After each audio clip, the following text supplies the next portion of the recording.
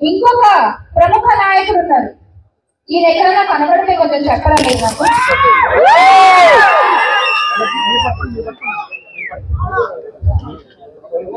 ఎక్కడైనా కనబడితే కొంచెం దయచేసి తెలియజేయగలరు. కనబడుట లేదు. గౌరవ ఉప ముఖ్యమంత్రి గారు, పీఠాపురం పీఠాధిపతి పవన్ గారు మిస్సింగ్.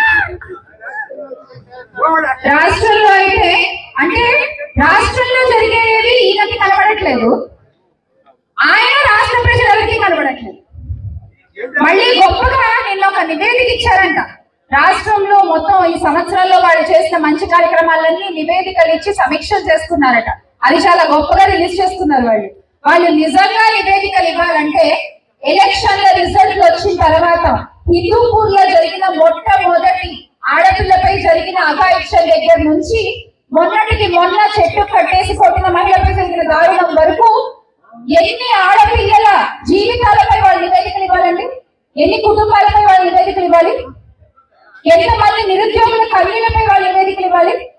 వరుసగా 3 సార్లు గెలిచాను అని చెప్పుకునేటువంటి నందమూరి బాలకృష్ణ గారు ఎన్నాళ్ళు కనబడతారండి ఇక్కడ నియోజకవర్గంలో?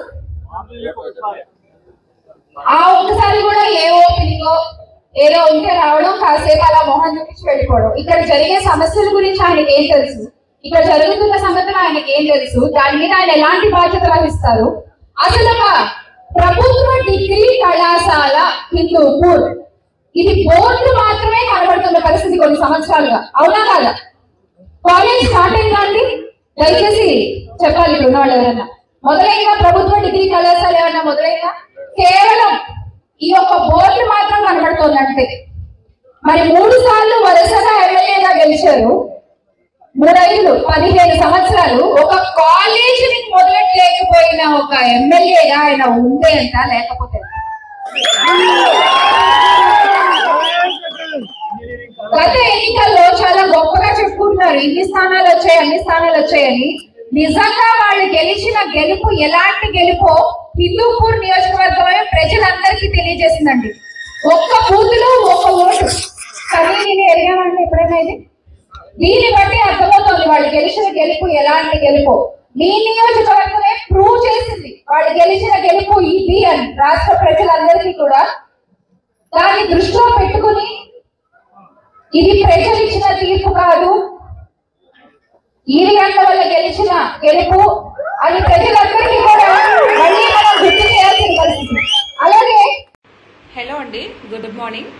నిన్న మళ్ళీ మా శ్యామలక్క మళ్ళీ వచ్చేసింది అనమాట. ఏదో ఈసారి ఎవరి గురించి మాట్లాడుతుందంటే పాపం ఎవరో స్క్రిప్ట్ 2 పదాలు రాసిచ్చినట్టున్నారు. ఒక లెజెండరీ హీరో గురించి అండ్ 3 టైమ్స్ హ్యాట్రిక్ కొట్టినటువంటి హిందూపురంలో ఎమ్మెల్యే గెలిచినటువంటి బాలయ్య బాబు సార్ గురించి మాట్లాడుతుంది ఈవిడ. ఎవరు చెప్పారో ఏమో కానీ అసలు బాలయ్య బాబు సార్ గురించి మాట్లాడే అర్హత నీకు ఉందంటావా? ఉందా అసలు? ఏమి చేయకపోతే 3 సార్లు ఎందుకు గెలిపించుకుంటారు? First Balayya Babu sir MLA contestant చేయడానికి పోయినప్పుడు మీకు ఏం కావాలి అని ప్రజలను అడిగితే అక్కడ మాకు తాగడానికి నీరు లేదండి, మంచినీళ్ళు ఇప్పించండి అడిగితే వాళ్ళ కోసం కొన్ని 100 కోట్లు ఖర్చు పెట్టి వాటర్ తెప్పించి ఇప్పటికీ మంచినీళ్ళకి సదుపాయాలని వాళ్ళు కలిగిస్తున్నారు ఉండే ప్రజలకి. అక్కడ అంత అభిమానం బాలయ్య బాబు సార్ మీద ఉంది కాబట్టే ఈరోజు ఆయన్ని 3 సార్లు గెలిపించుకున్నారు అక్కడ ప్రజలు. ఏం తెలుసు నీకు? ఏది నోటుకు ఏదొస్తే అది మాట్లాడేస్తావా? ముందు వెనక చూసుకోవా? ఎంతసేపటికి వాళ్ళ మీద ఇన్నిసార్లు గెలిచారు, వీళ్ళ మీద ఇన్నిసార్లు, మీ వాళ్ళు వెనకతలు మీ వాళ్ళు ఉన్నారు కదా, వాళ్ళ గురించి మాట్లాడు. ఏమో నగరిలో రోజెక్కుంది కదా, ఆవిడ ఏం పెద్ద ఇరగదీసి కట్టలు కట్టినట్టు మరి ఓడిపోయింది ఎందుకు? మీ జగనన్న వైనాట్ 175 అన్నాడు కదా, మరి ఎందుకు 11 సీట్లకి పరిమితం చేశారు? నువ్వు ఇవన్నీ తెలుసుకోకుండా ఇట్లా మంచిగా పనులు చేసుకుంటూ ప్రజల దృష్టిలో ఉండి ప్రజల గురించి ఆలోచిస్తూ ఉన్నటువంటి ఒక లెజెండరీ హీరో గురించి, ఒక ఎమ్మెల్యే గురించి నువ్వు ఇలా మాట్లాడితే అస్సలు చాలా చీప్గా అనిపిస్తున్నావు శ్యామల. ఇలా మాట్లాడుకు, ఇలా చచ్చుపుచ్చు వంకాయలు అస్సలు మాట్లాడుకు.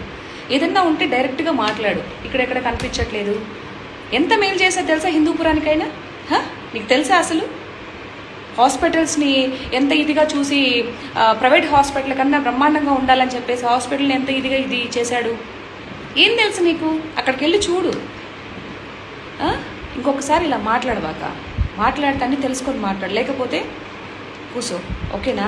ఎవరు 4 మాటలు స్క్రిప్ట్ ఇచ్చారు కదా అని ఇష్టం వచ్చినట్టు మాట్లాడబాక, సరే? ముందు మీ వెనకుండే వాళ్ళని, మీ యొక్క ఎవరైతే మీ పార్టీ నాయకులు ఏమాత్రం చేశారా, ఏం చేశారో ముందు అది చూసుకో.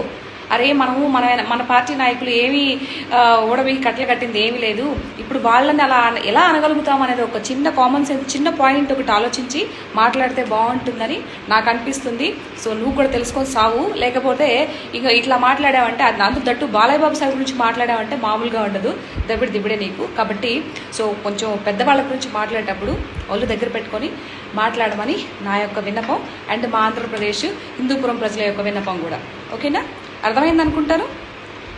సరే శ్యామలక్క, బాయ్.